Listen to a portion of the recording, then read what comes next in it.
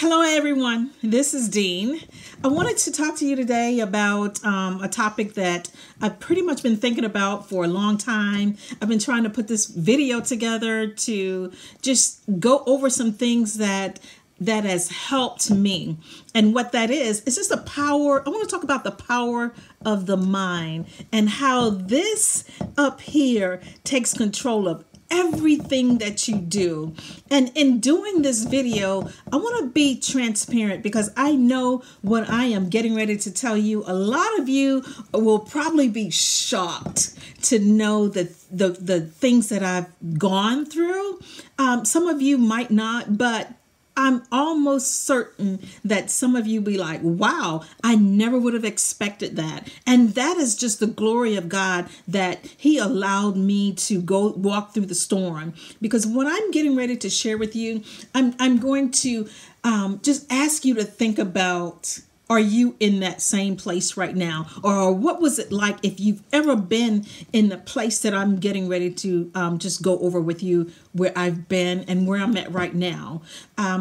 So again, I want to be transparent with you as I go through this. And what I'm going to ask you to do is just get a pen and a piece of paper, because I want you to take notes, because I'm certain that what I'm getting ready to say will definitely help you walk through any situations that you might be dealing with. And so here's where it all started.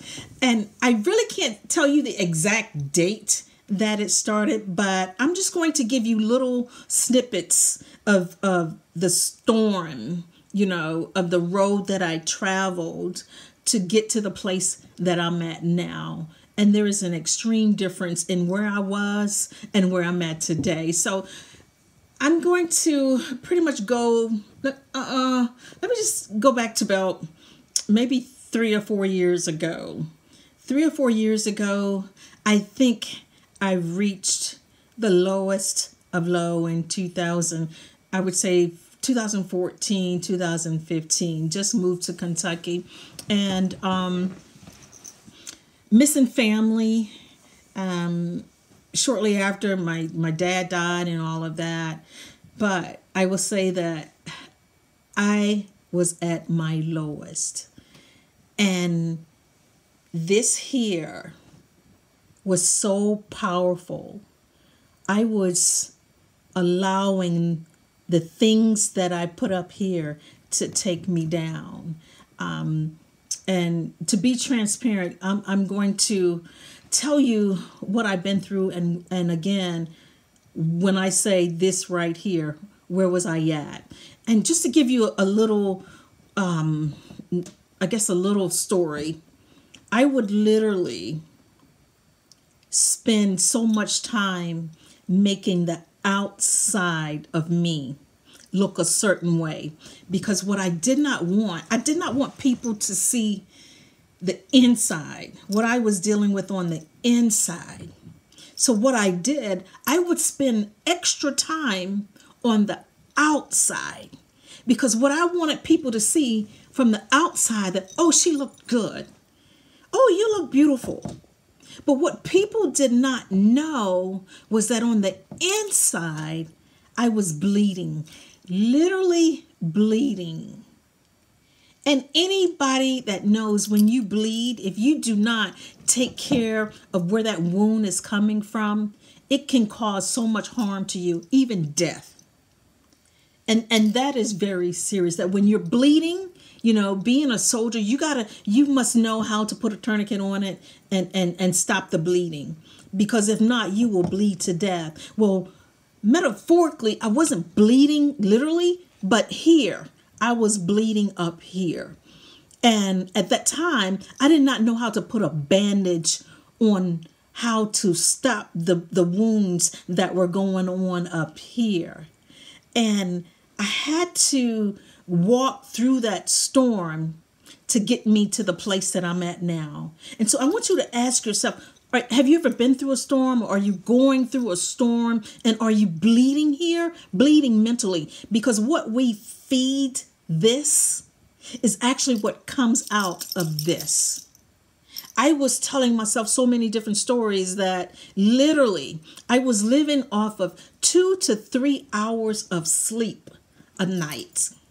But then I would get up the next day and I would go. And so I'm going to take you back to one night where I went to sleep. And I would always find it easy to go to sleep, but it was hard to stay asleep. 2 hours and I'm up. This particular night, I'm not even sure right now what was on my mind again, when I went to sleep. But this particular night, when I went to sleep and I woke up, and my husband was laying beside me, and I will never forget, he was laying beside me and he was sleeping so peaceful. And I was tossing and turning. And I was getting upset because I'm thinking, can he feel that I'm not asleep? Can he feel me tossing and turning? He's got to know it. But he did not. And I started counting sheeps. And then I started saying, God, please let me get some sleep because I'm tired. But what I was tired of what was going on up here in my head. It was horrible. So what I did, I got up and I went in the closet. And at that time, I said, God, I don't know how much more I can take of not sleeping. I don't know how much more that I can go through and just deal with 2 hours of sleep per night. And what I said, God, you know what? Help me, And so what I'm going to do, I'm going to share with you that transition that I went through. And again, that was 2014. And what I don't want you to forget is the outside, how we are so good at putting on a face on the outside to shield what people may see on the outside so that they will not know what we're dealing with on the inside. I cannot make you understand more that on the outside, I was looking good. But on the inside, I was a hot mess. I was. Are you a hot mess? I can't even, I know what that's like. I know what it's like to be in that place. Ask yourself, where am I at right now mentally? Where am I? What is going through this? What is going through this? That it's the first thing usually when people look at you, what they see.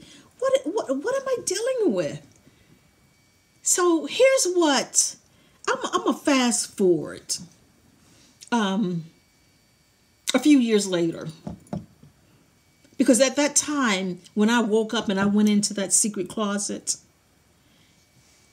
I was praying to God, if you can't take this away, then take me away. And I said, just God, please come into my life and help me figure out what I need to do to control this. And what I would do, and I'm going to go over some P's with you, some P's, because I like to put things in letters so I can remember it. The first P that I'm going to go over is prayer. I had to literally believe in the power of prayer. Because what I was doing, I was praying. In 2014, 2015, I was praying, but I would pray and then I would say, okay, God, I prayed. I did what you asked me to do. I prayed. When are you going to answer my prayer? And when he didn't answer it right away, I would go back up here. So what I had to learn to do is learn the power of prayer. The power of prayer is powerful. When I prayed, I had to be persistent in my prayer. So write that down. That's the first thing that I had to put up here. I I had to be persistent in what I was asking God for. And and going back when I was a child, I remember that we used to go to church. My mom used to take us to church like 2 or 3 times a week, And I remember that time when you would go and you would get, the old people say you're going down to the morning bench, never understood it then, but you would get down there on your knees and you would pray, and you could not get up. You could not get up. But I will tell you, if you're dealing with anything, believe in the power of prayer. You don't have to know how to quote scriptures, Bible verses, or anything like that. There's only one word that you need to call, and that's Jesus. And I remember that time, and we would get down there and pray, and we would be like, Jesus, Jesus, Jesus, Jesus, Jesus, Jesus, Jesus, Jesus, Jesus, Jesus. I did that because I was tired as an adult. And I said, God, I might not know scriptures like other people, but I know how to call on your name, Jesus. Jesus, I need you now. I need for you to come into my life right now. Jesus. And when he didn't, I would go back to him and I would tell him exactly what I wanted. Jesus, I want a peace of mind because right now I do not have it. People look at me every day and they see the outside, but I want a peace of mind. Give it to me. And I would, and when I didn't have it, I used to go back and I would pray. But I remember this one prayer that I prayed, and I remember this one Bible verse that I read, and it said, hey, be patient. It also said, be strong. And it says to just be quiet. And I did. And I called on him because I knew the other P was predestined purpose for me. He had already had a plan for me. He had a plan on what he was going to do for me. I just had to have the faith that whatever God has for me, it's going to be for me. So it's not about what people may see, people may do, people may think. I had to believe in his predestined purpose for my life. God, what do you have for me? What do you have planned for me? Right? Whatever you have planned for me, give it to me. I'm going to accept it. I'm going to believe it because I had to pray first. Then I had to understand his predestined purpose for me. It was already planned. He'd already had that plan for me.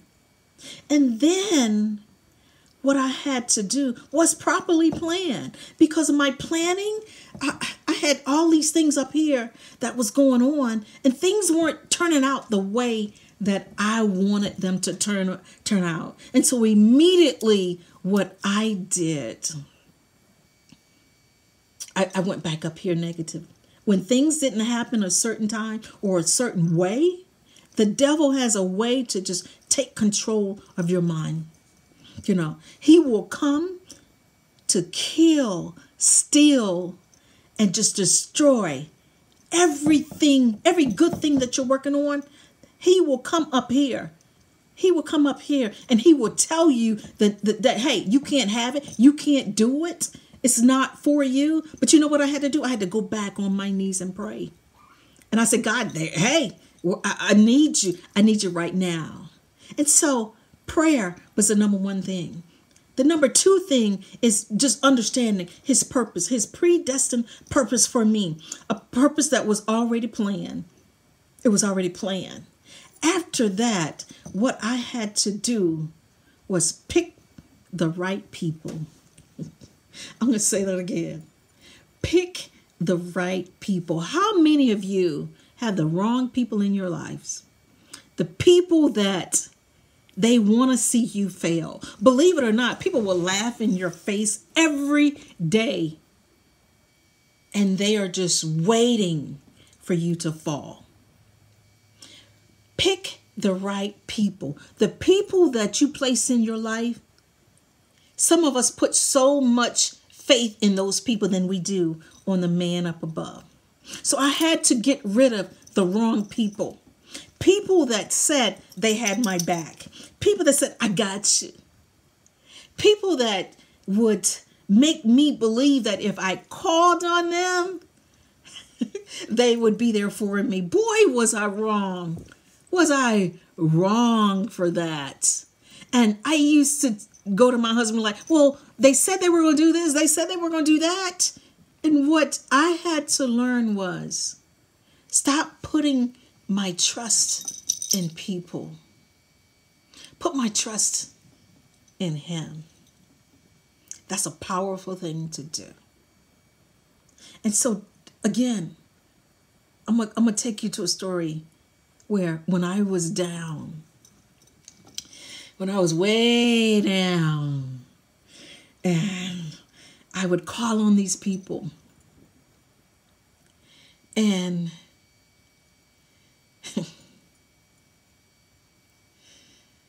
I would call on these people for their help. And I would wait and wait and wait. And I would tell you that they never came. They would call, but it was only to see where I was at here. These people had no intentions of helping me. I didn't know it. In my head, you could not tell me that they wasn't going to help me. That's when I had to go back and pray. God, give me the strength. Give me the strength. Show me the right people. Show me who's going to help me when I'm down.